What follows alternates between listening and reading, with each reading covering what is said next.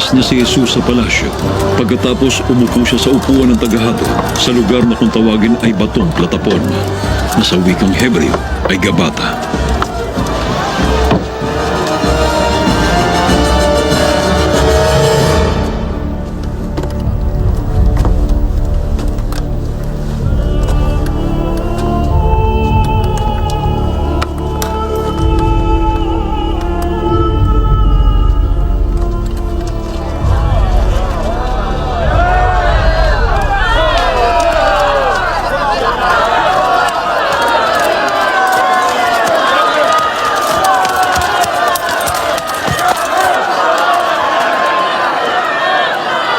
Bandang tanghali na noon ng bisperas ng pista ng paglampas ng anghel, sinabi ni Pilato sa mga Hudyo, "Narito ang hari nyo."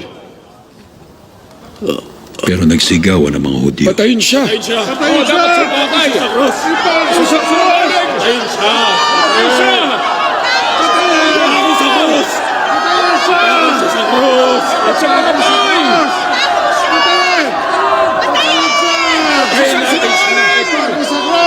Ipago siya! Sinabi ni Pilato sa kanila. Ipapako ko ba sa krus ang hari nyo? Sumagot ang mga namamahalang pari. Wala kaming ibang hari kundi ang emperador! Kaya ibinigay ni Pilato sa kanila si Jesus upang ipako sa krus. Patayin siya! Hindi siya hari! Hindi siya hari! Patayin siya!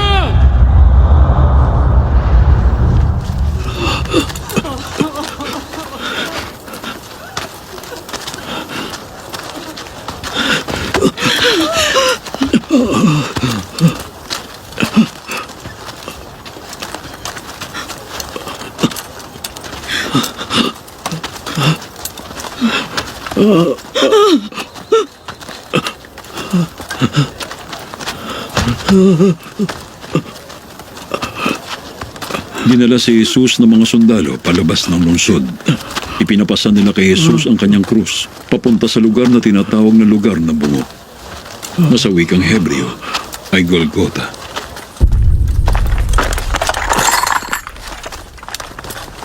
Doon nila ipinako sa krus si Jesus kasama ng dalawa pa, sa kanan ng isa at ang isa namay sa kaliwa, at nasa gitna nila si Jesus.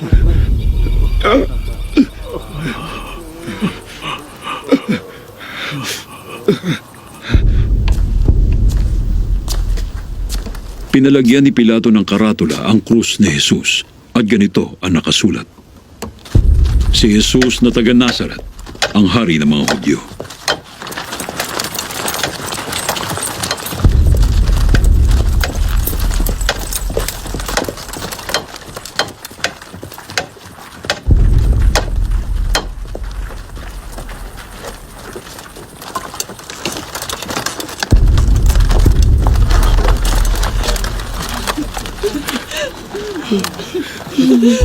Nakasulat ito sa mga wikang Hebreo, Latin at Griego. Maraming Hudyo ang nakabasa nito dahil malapit lang sa lungsod ang lugar kung saan ipinako sa krus si Jesus.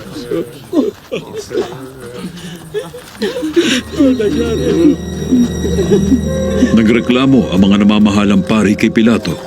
Hindi dapat hari ng mga Hudyo ang sinulat nyo, kundi... Sinabi ng taong ito na siya raw ang hari ng mga Hudyo. Pero sinagot sila ni Pilato. Kung ano ang isinulat ko, yun na.